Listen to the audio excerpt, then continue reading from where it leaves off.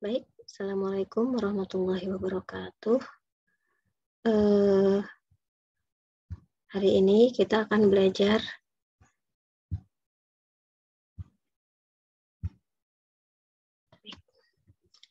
Baik, Assalamualaikum warahmatullahi wabarakatuh. Hari ini kita akan belajar tentang Daulah Abbasiyah.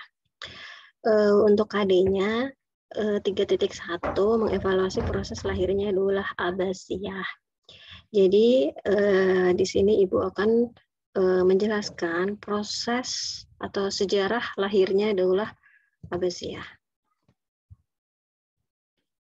Sejarah berdirinya Daulah Abbasiyah, ada beberapa tokoh yang berjasa dalam berdirinya Daulah Abbasiyah ini.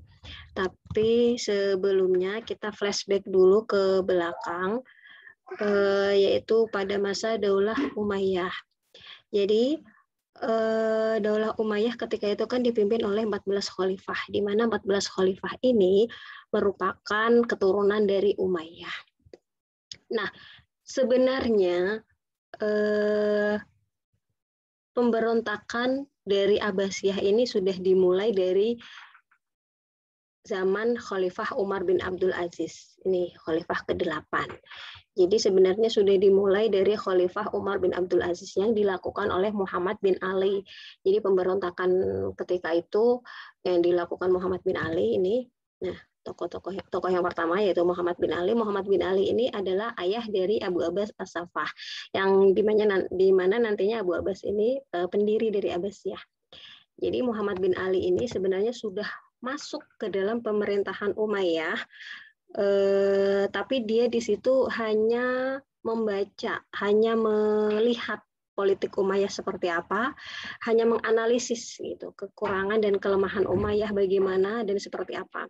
Nah, jadi ketika Khalifah Umar bin Abdul Aziz menjabat, itu tidak Muhammad bin Ali tidak melakukan pemberontakan karena pada masa itu umat Islam benar-benar mengalami masa kemajuan yang sangat pesat gitu. Khalifah Umar bin Abdul Aziz ini benar-benar khalifah yang sangat dicintai oleh rakyatnya. Jadi tidak mungkin kalau misalnya melakukan pemberontakan pasti akan gagal gitu. Nah, jadi diurungkan niatnya tunggu khalifah selanjutnya karena tahu nih gitu kan, dari analisis-analisis yang dilakukan gitu kan pasti tahu ya karakter-karakter dari setiap khalifah Umayyah gitu kan. Nah, kemudian lanjut ke khalifah ke-9, ke-10. Nah, nanti mulai melakukan aksinya itu di khalifah ke-12, ke-13. Ini Yazid bin Walid dan Ibrahim bin Walid. Jadi khalifah ke-12 dan ke-13 ini Daulah Umayyah sudah mengalami kolaps, sudah mengalami apa ya?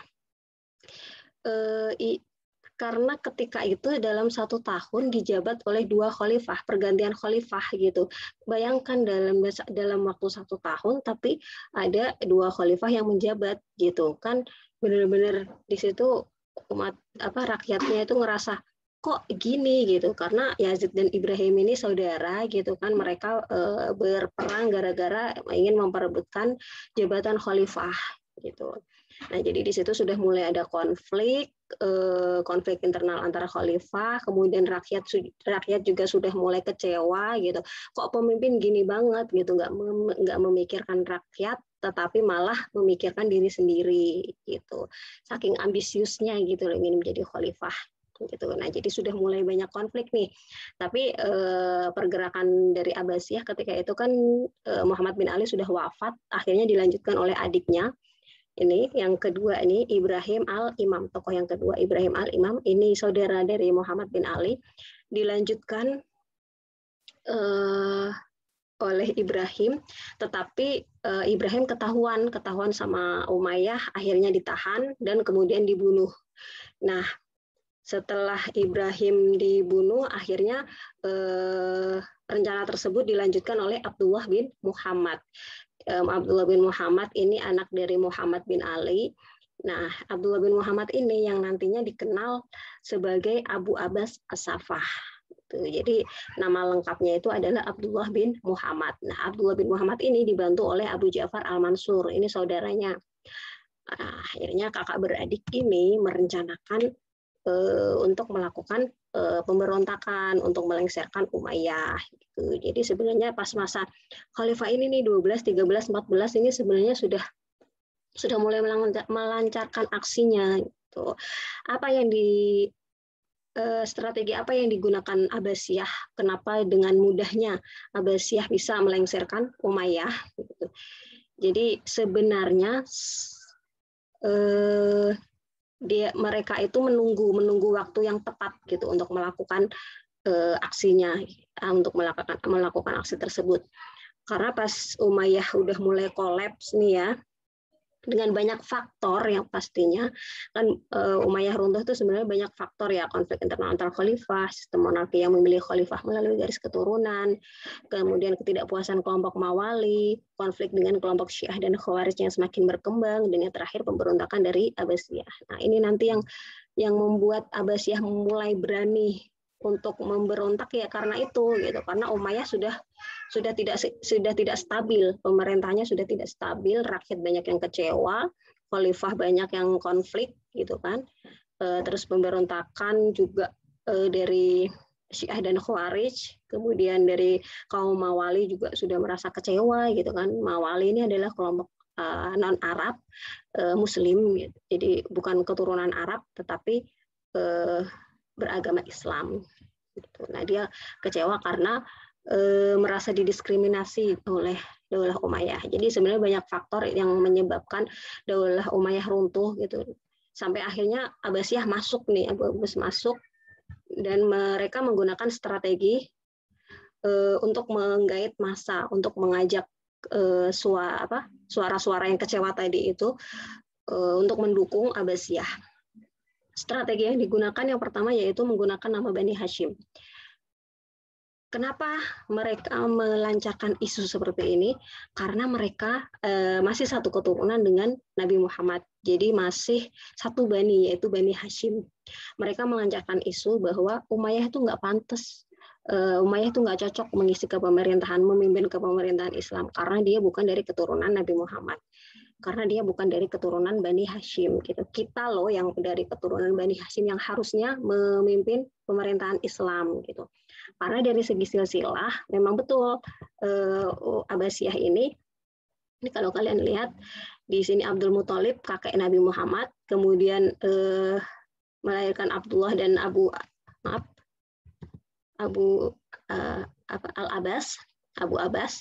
Nah, di sini Abdullah adalah ayah dari Nabi Muhammad, kemudian Al-Abbas melahirkan Abdullah, kemudian melahirkan Ali, melahirkan Muhammad, dan melahirkan Abu Abbas dan Al-Mansur. Ini Abu Abbas inilah nanti yang akan mendirikan atau menjadi khalifah pertama dari Daulah Abbasiyah. Jadi memang masih satu bani gitu.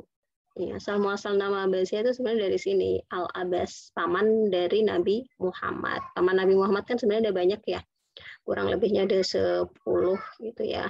Abdullah ini ada 10 bersaudara gitu. Jadi mereka dengan bangganya gitu membuat isu bahwa yang pantas mengisi pemerintahan itu adalah keturunan Bani Hashim. Kemudian yang kedua, strategi yang kedua adalah merangkul kelompok Mawali. Kelompok Mawali tadi merasa kecewa karena sudah didiskriminasi, sudah diperlakukan tidak adil oleh Daulah Umayyah, karena memang Daulah Umayyah itu politiknya politik Arab oriented atau Arab asli. Jadi yang mengisi kepemerintahan baik itu khalifah, gubernur, wazir dan lain sebagainya adalah orang Arab asli. Nah, sedangkan kaum Mawali tidak bisa berbuat apa-apa, bahkan hak-haknya juga tidak dipenuhi gitu. Sebagai rakyat kan harusnya mendapatkan hak ya, gitu. Tapi di sini tidak dipenuhi oleh Umayyah gitu. Nah, makanya di sini Abbasiyah menggait nih, merangkul kelompok Mawali. Nanti berikan suara kepada kita janji akan memperlakukan keadilan untuk kelompok Mawali. Nah, kenapa kaum Mawali mau mendukung Abbasiyah? Karena Abu Abbas ini meminta atau mengangkat nih salah satu tokoh terkenal juga nih Abu Muslim Al-Khurasani, yaitu tokoh yang kelima ini. Abu Muslim Al-Khurasani ini non Arab juga, dia berasal dari Khurasan. Beliau diangkat sebagai panglima perang oleh Abu Abbas. Jadi kenapa Mawali mau? Ya karena itu, karena udah ada buktinya gitu bahwa mereka tidak hanya omong kosong gitu, mereka tidak hanya omong doang gitu.